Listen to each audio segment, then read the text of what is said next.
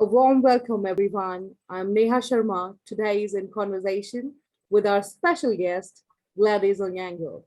She's based in Kenya and has been working in the nonprofit and philanthropy sector in Africa for the last 7 years as the Director of Program Learning and Impact with the Segal Family Foundation. The Segal Family Foundation it believes in a world where development is steered by grassroots and power is shifted into the hands of communities. SFF works across sub-Saharan Africa and aims to be true partners to their grantees. In today's session, we will discuss with Gladys the challenges faced by NGOs across the globe and how she has worked with the foundation to overcome those challenges in a better way. First of all, I would like to express my gratitude to Gladys to taking out time for this conversation. Thank you so much, Gladys, and I welcome you. Thank you very much. Before coming into the main agenda of our today's conversation, we want to know about you and your journey with the Segal Family Foundation. Yeah, thank you for that question, Neha. I'm based in East Africa, specifically in Kenya. I've been in philanthropy and development for the past 10 years. I've been working with Segal Family Foundation for the past 5 years now. And what excites me about my journey and the work that we do is just being in a position to support change makers in NGOs, CBOs, social enterprises, supporting people who are working to provide ladders of opportunity to the vulnerable, to the underserved, people who are addressing social inequities in health, education, economic advancement. And being in a space where we can also connect and see trends and connect these change makers together to collaborate in catalytic ways. I've had different roles at Segal Family Foundation. I've supported Segal to set up our operations here in East Africa. I've supported our programs team who do the grant making work of the foundation. Right now, my role is more around heading our learning and impact. And that's like supporting our partners to strengthen their monitoring and evaluation systems so that they're able to learn and they're able to grow the impact of the work that they do. Okay. Thanks, Gladys. It's a great insight about you and your journey with SFF. Now, I'm curious to know about the main challenges that NGO are facing today. The challenges that NGOs face today are myriad, right? I think the first challenge that comes to mind for me is funding. If you look at the funding trends over time, we'll see that a lot of money for development is still going to large organizations by and large. A lot of development money goes to either the governments through bilateral agreements, or it's money that goes to the United Nations and international and governmental organizations. I think there's still a lack of trust in the ability of NGOs, especially local organizations, to execute well. And so this is a pattern we're still seeing, unfortunately, that makes it really difficult for NGOs to access funding. The second challenge I would say is donor trends and fashions change a lot, and a lot of NGOs as a result find themselves having to align with these trends in order to survive. Like a few years ago, the big trend was HIV. The trend in the last 3 years of the pandemic has been money flowing towards COVID response. I think there's also trends towards like climate change and environment. And so you find that if you have to survive as an NGO, you have to align with these projects in order to survive and do projects in these areas. And this affects the sustainability of the organizations, and it also affects the sustainability of their impact. And in some of our countries, Neha, we also have restrictive NGO laws that make it hard for NGOs to exist, make it hard for NGOs to express themselves, make it hard for NGOs to operate freely. I would say those are the three main challenges that we see across the different countries where we work. Gladys, I really appreciate that you have explained it in a really simplified manner. Now, could you please share your opinion about NGOs and their role in society? Yeah, NGOs play a really, really important role. You know, like in civics, they talk about the executive, the arms of government, they talk about the private sector, and they also talk about the important role that civil society, NGOs, and faith-based groups play as a pillar in our societies. NGOs play a really valuable role in terms of providing a platform for communities to organize, amplify their voices, and build collective power so that they can see the change they want to have in their communities. In many of our countries, we also see NGOs playing a really vital role in terms of reaching places or populations where governments and other people, agencies are not yet reaching. I also see NGOs playing a really critical role in terms of bringing visibility or shedding the light on neglected issues like abuse. There's still a lot of stigma against persons with disabilities in our societies, people living with mental health conditions, people in social distress. We think that NGOs also play a really vital role in terms of giving visibility and a platform and a voice to these neglected issues and populations. And finally, we also see NGOs playing a really important role in terms of unlocking opportunities for private, public, and social partnerships. Yeah, so yeah, all these years down the line, I would say they are still really a really critical pillar in our societies. Yes, I totally agree with you that NGOs play a vital role in society. Gladys, now that you are in Africa with many partner NGOs, can you please share your experience working with them? Yeah, we work with around 250 partner organizations, as I mentioned. Yeah. And it's partner organizations across 6 countries. We work with partners across Kenya, Uganda, Tanzania, Rwanda, Burundi, Malawi, and it's a really rich, vibrant, and diverse mix of organizations. We have on one end of the spectrum, like CBOs, and these are usually just voluntary associations. You have like a founder who's really passionate about an issue, with a few people supporting their work, often on volunteer basis. And then on the other end of the spectrum, we have like more mature organizations that build some sophistication in terms of programs and systems along the way. And then increasingly, we also have social enterprises in the portfolio. Yeah, I think we have young people, newer generation organizations that are seeing tremendous potential in terms of using market-based approaches or marrying business and sort of NGO approaches towards social impact. So it's a really, really amazing mix of organizations in the portfolio, and which I think reflects where the sector is going. I think we have the more traditional NGOs, and then we have newer generation NGOs that reflects different ways of thinking about how change happens. Well, that seems quite fascinating to me. Now, I'm sure that you will agree if I say that Segal Family Foundation is strengthening the capacity of NGOs in Africa. In saying that, can you share with our audience that how the foundation helps African NGOs? Yes, we believe in a local vision of development.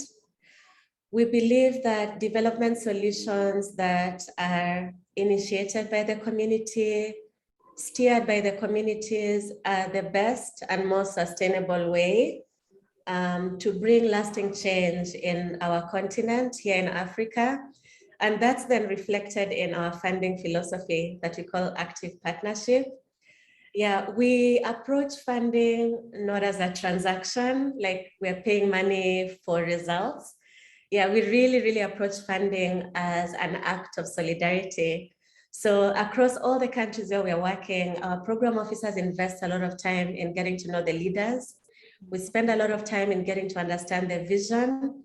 And we understand that the issues that our partners are often working on, issues of education access, issues around health access, issues around economic opportunities are big, complex issues that require a deep commitment and a long-term approach. And we've over time refined our funding and support model into what we call active partnership. And there are three components to that. The first piece of our active partnership model is unrestricted flexible funding. So that means when you get funding from Segal Family Foundation, it's funding that supports the mission of your organization. And we trust that the leaders of the organization are best placed to know where that funding should go. And so partners can use Segal grants for programs. They can use Segal grants to pay their staff who are always very critical to delivering programs. They can use Segal funding to support their rent, their general operations. They can use it to keep money for a rainy day, you know, build a reserve. Yeah, so that's the first pillar of our funding. And we usually are supporting organizations with general operating and restricted support for 8 to 10 years. The second pillar of our support is capacity development. Yeah, we spend a lot of time understanding what organizations need at different stages of their growth journey to have strong, capable leadership. Yeah, and we also spend a lot of time understanding what their needs are in terms of systems that are going to help them to become strong, resilient organizations. And the capacity building varies.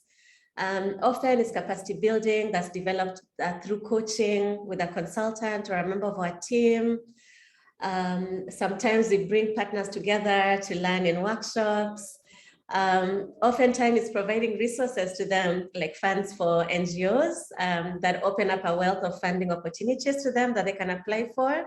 Yeah, and that capacity building is sustained throughout the duration of our partnership. And then I think the perhaps most exciting way we support partners, that's like the third pillar of the active partnership model, is what you call community building, because we believe that there's power in collaboration. There's power in bringing people together to learn, to kind of exchange ideas, to collaborate in catalytic ways. And so we try and find ways to bring partners together working in a country, partners across countries who are trying to sort of work around similar issues. We try and facilitate ways for them to kind of collaborate towards greater impact. So yeah, Neha, I would say, like in summary, our model has been those three things: the flexible funding, the capacity building, and the community building. And we do a lot of celebration because I think NGOs are very humble and don't get to hear people tell them how awesome they are, you know, and the great work they're doing. So we spend a lot of time just celebrating our partners. Yeah, it's quite amazing. And it seems that the Segal Family Foundation is on the right track of uplifting the Africans. So, which brings me to my next question. How does the foundation support partners and communities to achieve sustainability after project completion? Yeah, the sustainability question is such a critical one. Yeah, we think of sustainability in three ways.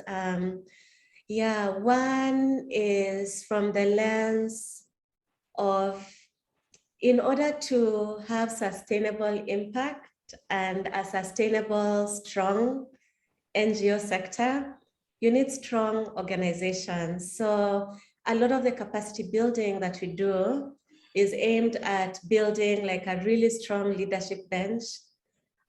It's aimed at building organizations with really strong, robust internal systems that would leave them in a better place, so that even after Segal leaves, there may be other bigger donors who would be able to invest in them. The second way we've tried to tackle the sustainability question, Neha, is we also do a lot of external engagements with other funders. Yeah, we believe we're in a privileged space to be able to network with other donors who might be interested in supporting our partners. Yeah, and so towards like the 8 to 10-year journey, we're constantly engaging other donors who can sort of hand over our partners to, so that they are able to continue supporting them after maybe they graduate to like a larger phase of scale and impact.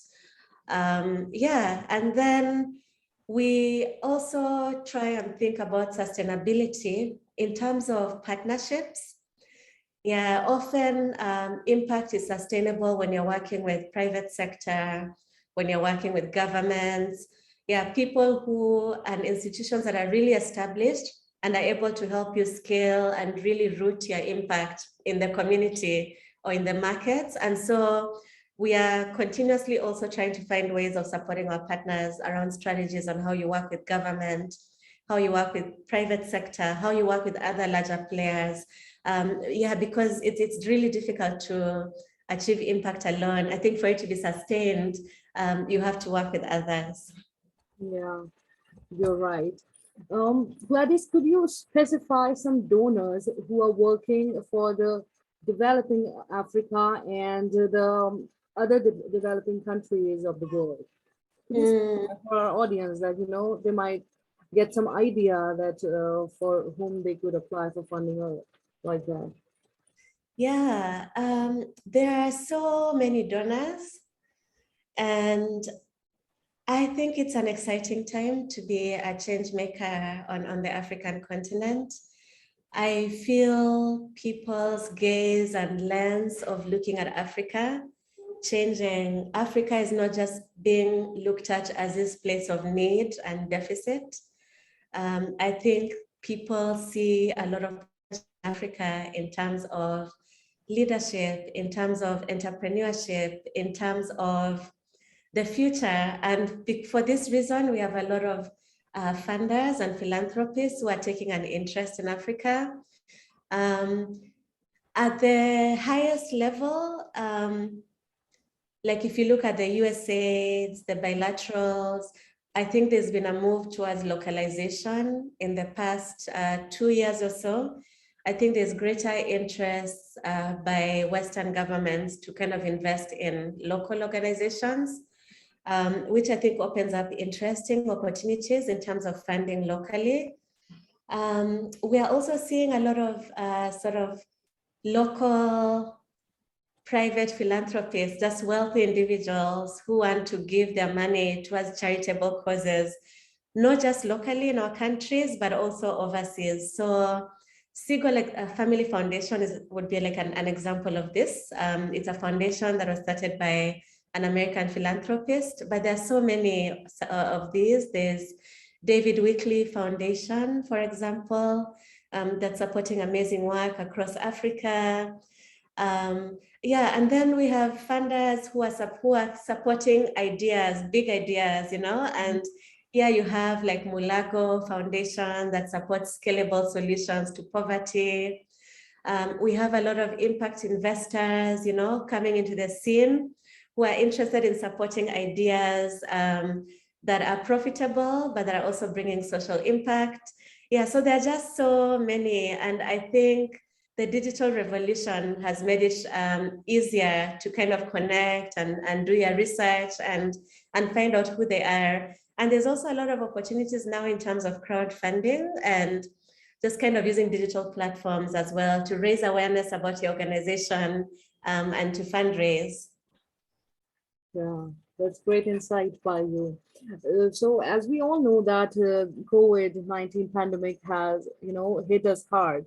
So can you please suggest the NGOs that how they should cope up with the challenges that the pandemic, brought to them, and it is difficult to find funding.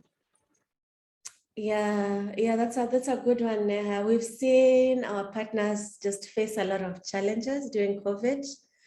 There was the public health dimension to the pandemic. A lot of people getting sick, medical systems being overwhelmed. But I think especially here in Africa, the toll has also been economic, entire sectors were affected, people lost jobs, schools were closed, which really interfered with learning. So it's really been challenging for organizations. I think it meant that a lot of our partners saw increased needs within their communities that they had to respond to. I think in 2020, 2021, we also saw a lot of global funding kind of shift towards COVID response, which meant that there was less funding available for partners to just kind of run their programs. Partners had to kind of pivot in interesting ways. Like if children are not coming to school, then they had to maybe come up with ways of ensuring that they're providing the learning in the communities, which had additional cost implications. I think our NGOs in our network have had to be creative around fundraising. I think donors not being able to visit because of travel restrictions, for example, meant that some of them did virtual site visits, right? Like recording a site visit on YouTube or on TikTok, and then using that as a way to kind of tell your story of your progress to donors. So I think creativity around communicating with potential funders, creativity around showing them what your work looks like in the community, using sort of YouTube and these digital tools, proved to be like a really interesting way for some of our partners to fundraise and stay alive. And then just having conversations with your existing funders, having them understand what you're dealing with, and then appealing to them to sort of increase the size of their current commitments is something that we also saw a lot of our partners doing. But I think I saw a lot of fundraising going digital, and a lot of donors being open to just finding out more about organizations in that way and being willing to fund them, even though they couldn't travel to go and see the work. Yeah, technology is the key for now. So, Gladys, could you share with our audience that how NGOs can increase their awareness and access to donors and upgrade their skills? One way is taking advantage of platforms like Funds for NGOs. I am on the donor side. Excuse me, Neha. I'm on the donor side, but still find Funds for NGOs such a valuable platform. I'm continuously finding out about opportunities that I didn't know. I'm continuously finding out about like challenges or competitions for funding and passing those along to our networks.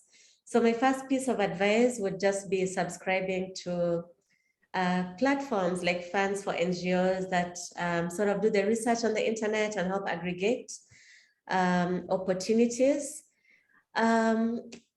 NGOs, I find, are very mission-driven and fantastic, because that's where the attention should be. It should be on our constituents and our clients and on how best we can serve them. But there's also value in really investing in our communications abilities.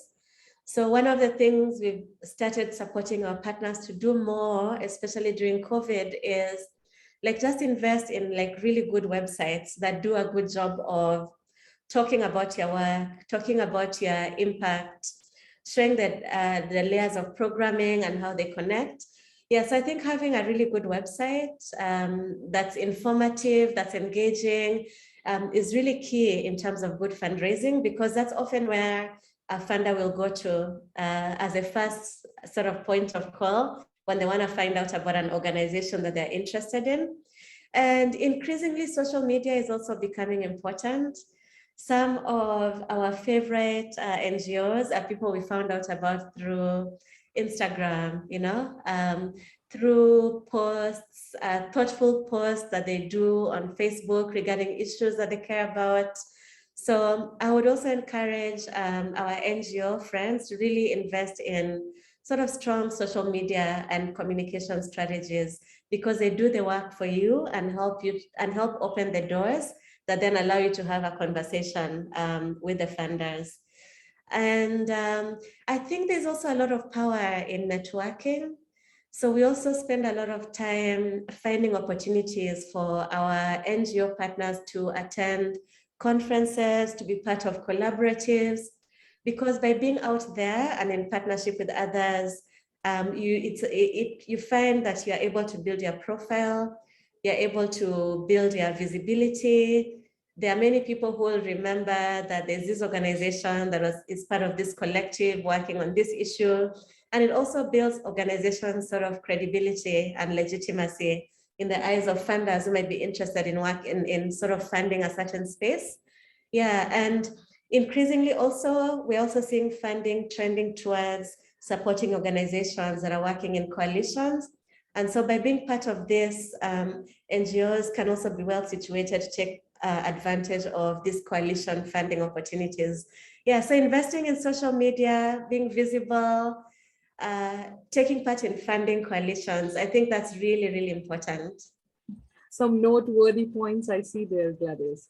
So I hope that through our conversation, the audience will be able to know more about the role of NGOs in society and the challenges that they are facing at present. So I thank you so much for joining us today. Thanks a lot. Yeah, you're most welcome. Yeah, that was a really great conversation with you. So with that, I wrap up this conversation. Thank you so much. Yeah, you're most welcome, Neha. Yeah.